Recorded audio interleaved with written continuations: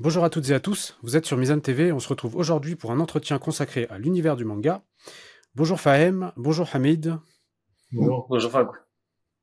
Vous êtes deux frères, réunissant les rôles d'auteur, de dessinateur et de scénariste du manga intitulé Hidaya, publié aux éditions Karama Studio. Hidaya, c'est, je cite, une aventure où la sagesse musulmane rencontre le fantastique, une première dans l'univers du manga. Alors tout d'abord, pouvez-vous nous présenter ce manga? Ouais, donc ici, comme tu l'as très bien dit, donc c'est le premier manga en fait qui est inspiré de la sagesse musulmane. Et le concept, donc on a un héros, une héroïne. Donc le héros, il est fan de jeux vidéo, de manga, il rêve d'avoir des super pouvoirs. Sa sœur, elle est ingénieuse, elle aime bricoler, elle aimerait devenir inventrice. Et son frère, il est téméraire et à chaque fois, il embarque dans des aventures. Et un jour, ils vont croiser la route d'un ermite qui a des pouvoirs mystiques et va les faire voyager dans un univers spirituel. Et cet univers, il va s'avérer il est peuplé de toutes sortes de créatures qui ont justement des pouvoirs. Cet univers fantastique, c'est le monde intérieur en fait des héros, des personnages. Et ils vont être amenés à un moment donné donc à les combattre.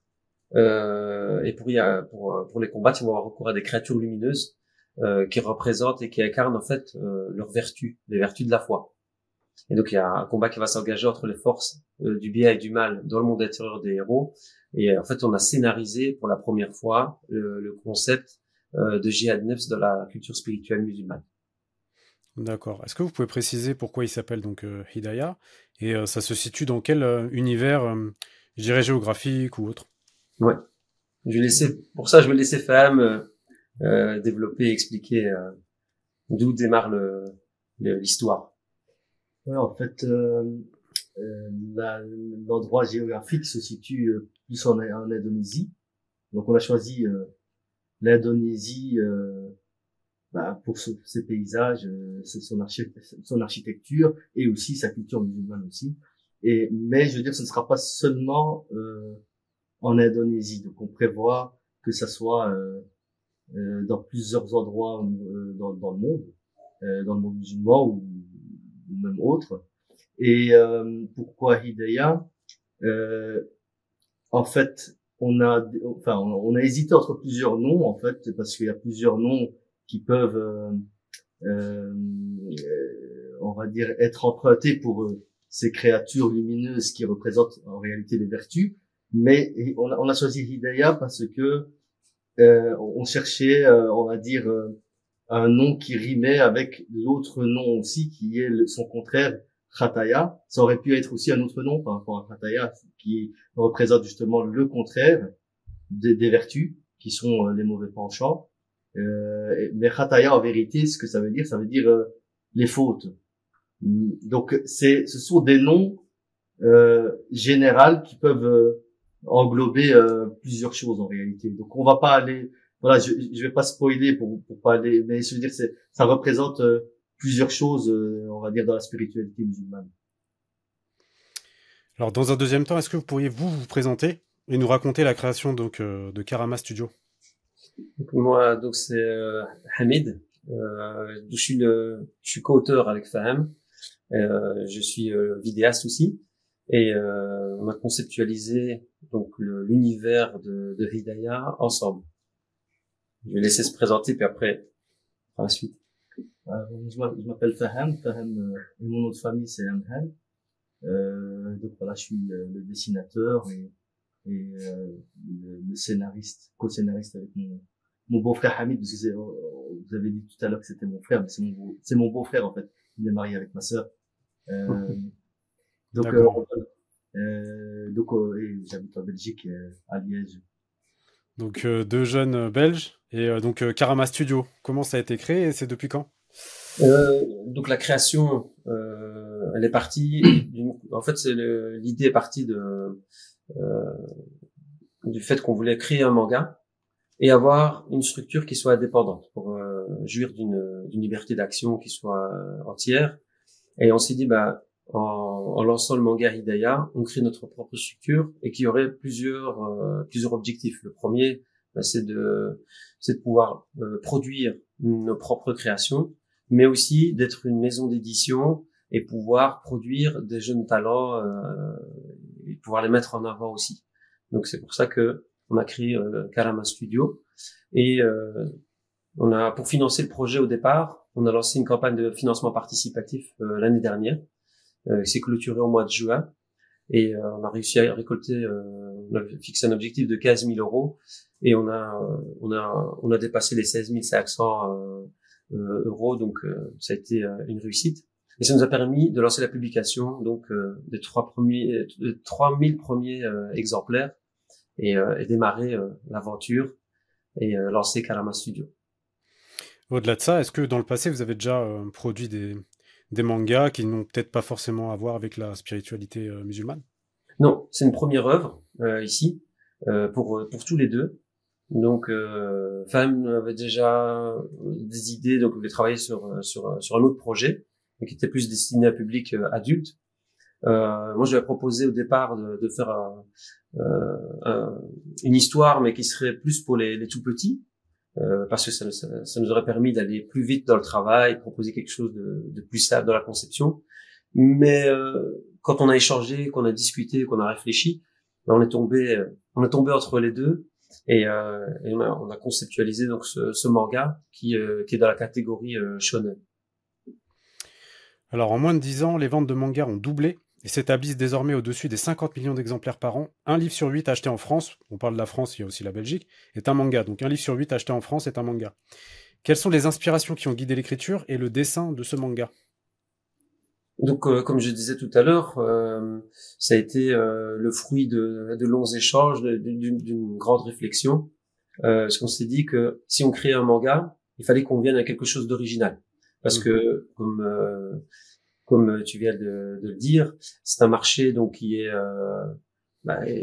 en plein essor. Bon, ça fait des années maintenant, surtout en France, et puis qui est très très occupé forcément par les Japonais. Donc il fallait venir à quelque chose qui soit original.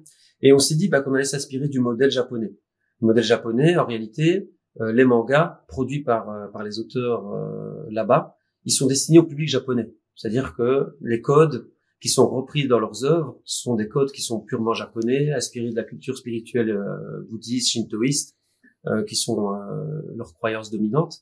Et nous, on s'est dit, pourquoi pas garder ce modèle, travailler sur ce modèle, sur cette base, mais alors s'inspirer de la culture spirituelle musulmane pour amener quelque chose de nouveau, qui soit original et qui pourrait avoir sa place parmi les mangas traditionnels. Et c'est de là que l'idée est venue.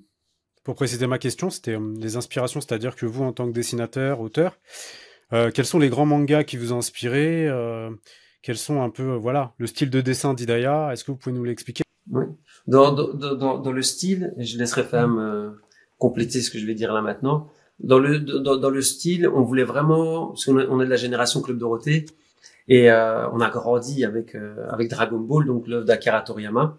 Et ce qu'on voulait, c'était vraiment revenir un peu dans le style aux origines de Dragon Ball, c'est-à-dire partir sur une quête avec une aventure, comme les premiers épisodes quand ils sont à la recherche des 7 boules de cristal, etc.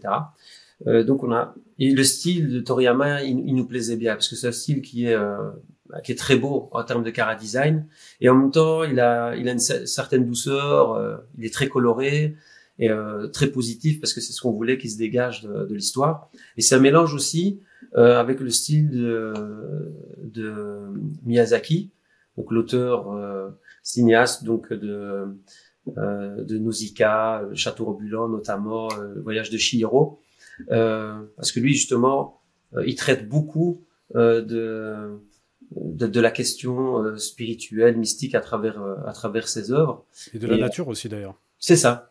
Et un peu comme dans le manga Hidaya. Voilà, et c'est ça qu'on voulait vraiment faire transparaître à travers Hidaya.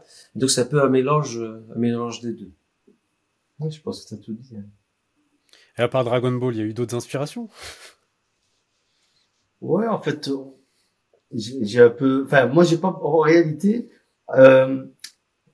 j'ai grandi avec Dragon Ball, etc. Mais après, il y a eu une grosse partie de ma vie où je n'ai plus regardé je m'intéressais plus au sport, etc. Même le dessin et tout ça, j'avais laissé tomber. Et donc j'ai regardé Naruto aussi, c'est une source d'inspiration aussi. Mais je veux dire, j'ai pas regardé des dizaines de mangas en fait. Ça se compte sur les doigts d'une main en réalité. Et c'est vraiment il y a quoi? Il y a peut-être une dizaine d'années d'ici où je me suis dit bon, il faudrait peut-être que je fasse quelque chose du don que Dieu m'a donné, on va dire entre guillemets enfin entre guillemets, c'est Dieu qui donne tous les dons, mais je veux dire donc je me suis dit il faudrait peut-être que je fasse quelque chose. Alors comme Hamid l'a si bien dit tout à l'heure, au départ je voulais faire un manga sur des faits historiques qui se sont passés dans l'histoire musulmane, notamment l'Andalousie. Donc je voulais traiter des histoires d'hommes, hein, de savants ou d'hommes illustres qui font partie de l'histoire musulmane en Andalousie ou autre. Et puis donc voilà. Et puis quand Hamid est venu me trouver, à ce moment-là, on a réfléchi à ce concept. Mais je veux dire avant ça, j'ai pas regardé autant de mangas que les fans, on va dire. C'est plus moi qui ai consommé du manga que lui. Les inspirations, elles sont multiples, hein. Voilà, quand on échange, il y a beaucoup d'auteurs qui sont très inspirants, même si dans leur réalisation, il y a certaines choses peut-être qui ne peuvent pas convenir au public musulman. Ça, je pense qu'on en parlera tout à l'heure, mais voilà, il y a beaucoup d'auteurs qui ont fait des choses qui sont très très bien scénarisées, très très bien réalisées. Et voilà, pour citer les plus célèbres, il y a du One Piece, Naruto, donc Dragon Ball, comme on l'a dit tout à l'heure. Il y a la série de Death Note, par exemple. Voilà, tout ça, je veux dire, ce sont des mangas qui sont inspirants parce que dans le sens où le travail des auteurs, il est très recherché, il est très pointilleux. La construction, elle est très très bien faite. Hormis les thématiques abordées et la conception de l'univers, etc. Je veux dire, dans la construction, c'est vraiment très très bien fait. Quelles sont selon vous les principales fonctions de l'art du dessin? Ici, l'art, c'est un vecteur qui est exceptionnel pour la transmission, voilà, de valeurs et pour échanger. D'ailleurs, il suffit de voir un peu l'histoire, l'exemple des États-Unis d'Amérique, qui dans la période d'après-guerre, ils avaient tout de suite compris que s'ils voulaient imposer leur culture, leur vision et gagner la sympathie du monde, que ça allait passer par la musique, par le cinéma. Et c'est quelque chose qu'ils ont fait très très tôt. Et au-delà de ça, il y a la culture aussi des fast-food, etc., qui viennent des États-Unis. Donc c'est un vecteur en fait qui est très puissant justement pour transmettre des valeurs, transmettre des messages ou partager avec d'autres peuples, etc. Donc c'est quelque chose. Et d'ailleurs l'exemple du manga, je le trouve très éloquent parce que comme je disais tout à l'heure, les mangas à la base, ils sont destinés pour les Japonais. Moi, je parle dans la conception des auteurs, hein, parce qu'ils disaient ça n'intéressera pas les non-japonais puisque toutes les références sont des références culturelles qui nous sont propres. Mais il y a eu quelque chose qui s'est passé, c'est que le public en fait a vraiment adhéré au style, aux histoires, au contenu, etc. Et ça leur a fait aimer et découvrir la culture japonaise. D'ailleurs, avant ça, le Japon, avant les années 70, 80, 90, très peu de personnes connaissaient la culture japonaise. La seule chose qu'on connaissait, c'est que c'est le pays qui a eu le malheur d'être bombardé à Hiroshima. Et aujourd'hui, c'est une culture qui est devenue très très populaire. Et le fait qu'elle s'est popularisée, justement, c'est passé par ce vecteur-là de la culture et de l'intérêt autour du manga. Et d'ailleurs, quand je faisais mes recherches, j'avais lu une interview d'un professeur universitaire à Tokyo, si je me souviens bien, et qui disait que si on voulait faire découvrir la culture musulmane au peuple japonais, le meilleur vecteur pour y parvenir, c'était utiliser le manga. Parce que c'est quelque chose qui passe dans beaucoup de mains, et les Japonais sont très ouverts et friands de découvertes à travers les œuvres, etc. Donc voilà, c'est un vecteur, je trouve, qui est puissant et qui est universel. Une petite question intermédiaire. On sait que la France est le deuxième pays donc en termes de consommation de manga. Qu'en est-il pour la Belgique et les populations jeunes et musulmanes par ailleurs? La Belgique, c'est un petit marché, hein, je veux dire, par rapport à la France. C'est vrai que la France, avec les États-Unis, l'Espagne, l'Italie, la Pologne, sont des grands consommateurs de mangas. Nous, c'est très populaire aussi chez nous. Mais comme on est un petit pays, on atteint vite les limites par rapport au marché français. D'ailleurs, c'est pour ça que dès le départ, on avait pensé avec Faham d'être sur ces deux fronts-là en même temps. Donc, c'est-à-dire les marchés belges et français, justement pour pouvoir se développer plus rapidement. Et on le constate d'ailleurs par rapport à l'intérêt qu'on a autour de l'œuvre, c'est que c'est beaucoup plus puissant en France qu'en Belgique. Et vous allez le traduire en anglais ou dans d'autres langues? C'est en cours, justement. Normalement, on devrait avoir la version anglaise disponible le mois prochain, donc en février. D'accord. Un autre thème, donc, que pensez-vous du manque de production artistique dans l'univers des communautés musulmanes? Moi, je trouve que c'est très dommage qu'on ait une culture aussi peu développée, parce que on voit qu'il y a pas grand-chose de qualitatif qui est proposé, et on tourne souvent autour des mêmes thèmes, et on n'explore pas des champs qui sont beaucoup plus vastes et beaucoup plus ouverts. Et c'est pour ça que je pense qu'aujourd'hui il y a un grand travail à réaliser, surtout qu'il y a un vide à combler pour la jeunesse. Parce on n'a pas vraiment d'œuvres phares qu'on peut proposer à la jeunesse. Et c'est pour ça que quand on est dans la réflexion avec Fahem, dans les échanges, on se disait il faut vraiment essayer de proposer quelque chose de neuf, de frais, et inspiré de notre culture qui en réalité est richissime. Et comment se fait-il donc il y a très peu de production artistique? Est-ce qu'il y a comment dire, des contraintes par rapport à la religion, ce genre de choses? Pourquoi les gens ne produisent pas du dessin, de l'art en général? Je pense justement que il y a beaucoup d'artistes qui sont frileux par rapport à ça, puisque dans la culture musulmane, donc la question du dessin, de l'art en général, peut poser problème. Et justement, quand on a fait nos recherches pour savoir quelles étaient les possibilités pour nous, on s'est dit qu'on allait s'intéresser à la vie d'institutions qui sont spécialisées justement dans le domaine des fatwas, donc de la jurisprudence. Et quand on a fait nos recherches, on a constaté que les institutions les plus célèbres, pour en citer que deux, hein, et faire le parallèle, il y a le comité de la fatwa de Al-Azhar en Égypte, il y a le Conseil européen de la fatwa et de la recherche européen. Quand ils abordent cette thématique-là, leurs avis convergent pour dire que l'islam ne s'oppose pas à l'art. L'islam ne s'oppose pas à l'art, et au contraire même, il le valorise et il l'encourage. Mais à la condition de respecter deux règles. La première, c'est que, je prends l'exemple de la sculpture, c'est qu'un objet sculpté ne fasse pas, que sa finalité ne soit pas l'adoration ou la vénération.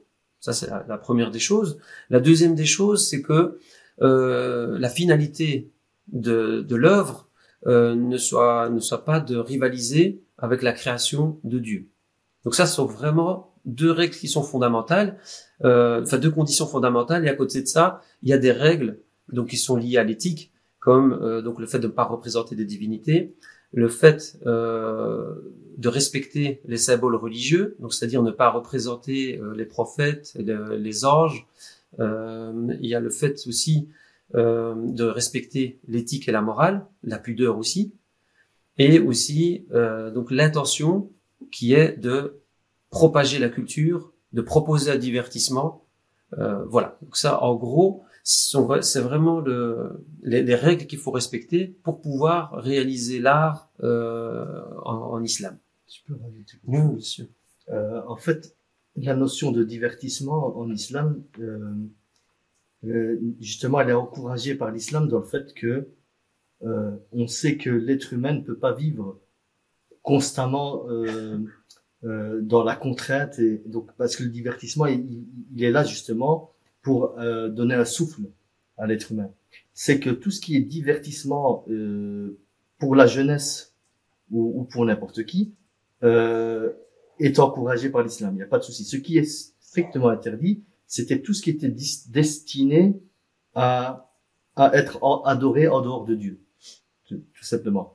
Et donc, comme un livre n'a pas cette destinée, enfin, n'a pas cette fonction, elle a justement la fonction de divertir, et nous, on y a rajouté la fonction la fonction pédagogique, mais le simple fait de divertir simplement est autorisé en islam. Je veux dire, même si, je veux dire, je donne un exemple, un enfant va acheter un livre sur Chaperon rouge, par exemple, ben, il n'y a aucun souci d'un point de vue islamique. C'est ça qu'il faut comprendre.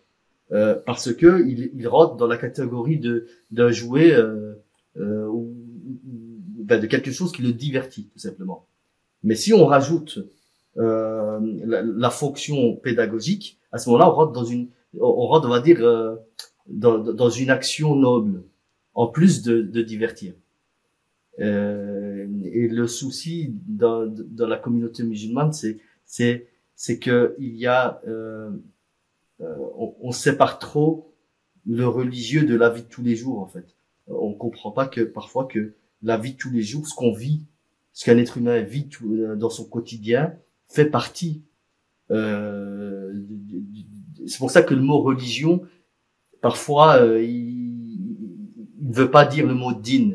Donc, parce que din est un mode de vie en réalité. Et donc, en réalité, le fait d'exprimer la vie de quelqu'un et de respecter les principes, on va dire le fait de ne pas transgresser les limites de Dieu qui sont la pudeur, etc., etc.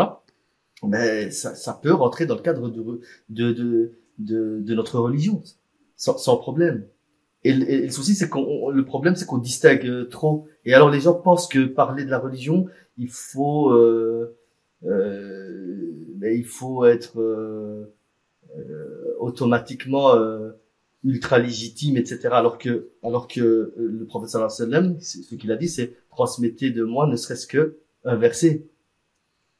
Donc si les artistes s'y mettent et veulent transmettre juste des valeurs universelles, c'est islamique. Donc, je tenais à préciser que donc ce manga est en couleur, alors que généralement la plupart des mangas sont en noir et blanc. Donc déjà il y a un effort graphique, il y a un effort donc esthétique. Vous avez dit donc dans l'introduction que vous aviez créé ce studio directement, mais est-ce que vous avez rencontré des difficultés au préalable pour publier ce manga, ou est-ce que vous avez tout de suite voulu le faire de manière indépendante? Est-ce que vous avez reçu des refus d'éditeurs ou autre? Et ici, nous, on s'est auto-édité, comme j'ai dit tout à l'heure. L'idée de créer notre propre studio de production, ça nous permet d'avoir cette liberté. On commence à être référencé maintenant auprès d'institutions qui sont pas communautaires, de diffusion. Et pour le moment, on n'a rencontré aucune difficulté. D'ailleurs, encore justement hier, on a reçu un mail d'un libraire sur Paris, donc qui n'est pas communautaire et qui en a entendu parler et qui voulait le commander justement pour le commercialiser au sein de sa librairie. Donc pour le moment, nous, on n'a pas encore rencontré de difficultés. Justement, on va rebondir là-dessus. Comment les lecteurs musulmans ont accueilli ce nouveau manga, et les lecteurs qui ne sont pas de confession musulmane? On a eu beaucoup de retours qui sont très très positifs. On a commencé à participer à des conventions, à des festivals, justement pour rencontrer un peu le public et avoir le retour. Et ils sont très très contents, très agréablement surpris par le concept et par sa qualité de réalisation. Donc c'est vraiment le fait de combiner les deux. Beaucoup de personnes pensaient que c'est pas quelque chose qui était possible, mais le rendu en fait il est cohérent parce qu'en réalité les valeurs qui sont transmises dans le manga, surtout la catégorie shonen, et les valeurs qu'on va retrouver dans la spiritualité musulmane, elles convergent en réalité.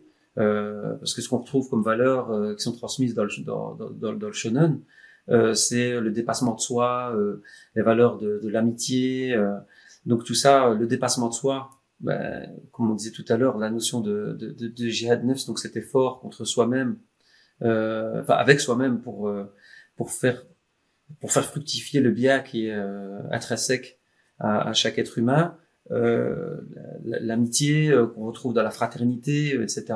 Ce sont des valeurs communes. Donc vraiment le modèle manga, le format manga, il s'adapte vraiment bien.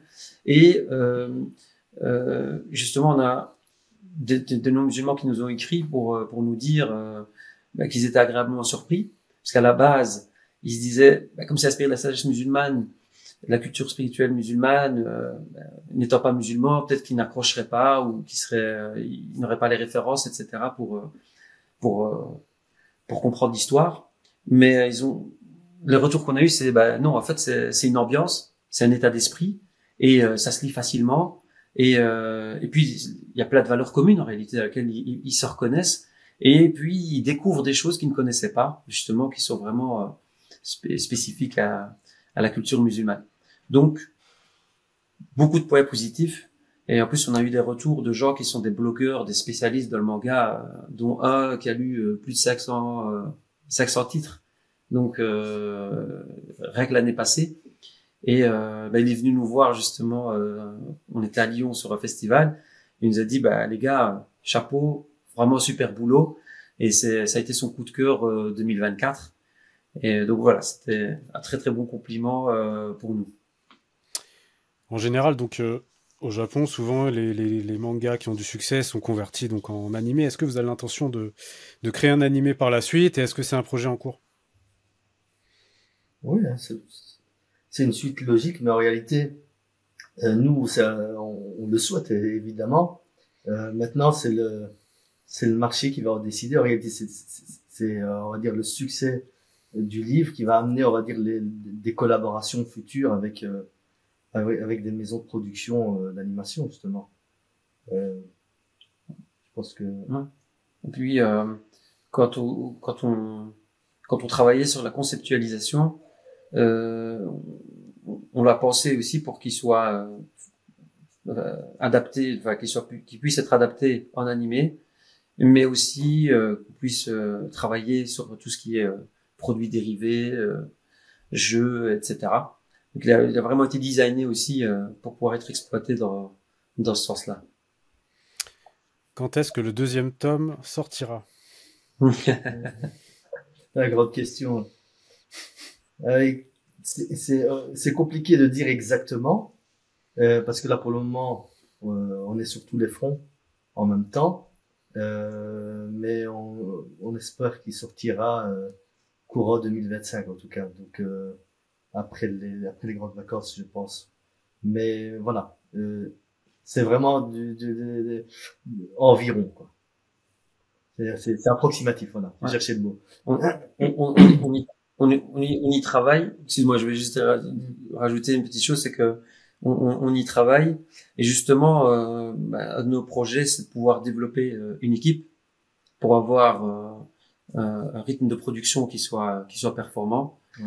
Donc, s'il y a des coloristes qui sont très très bons, s'il y a des dessinateurs qui sont très très bons, qui tombent sur cette vidéo, ils peuvent rentrer en contact avec nous.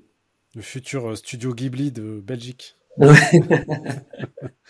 Justement, sur le premier tome, combien de temps il a fallu pour le réaliser et entre l'écriture et le dessin?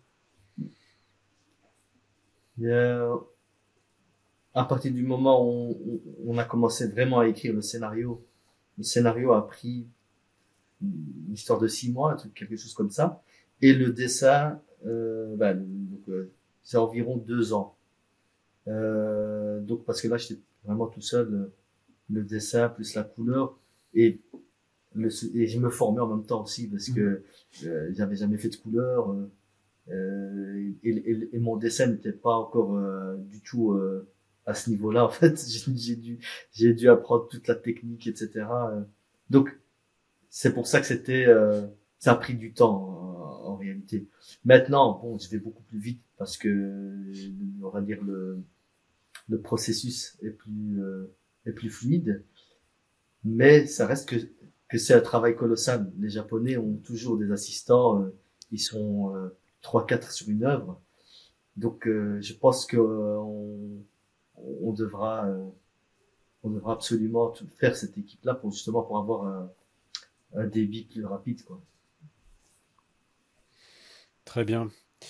Question un peu personnelle et financière. Est-ce que vous arrivez à vivre de votre activité et quel est le modèle pour le moment et est-ce que dans le futur, voilà, ça va s'équilibrer?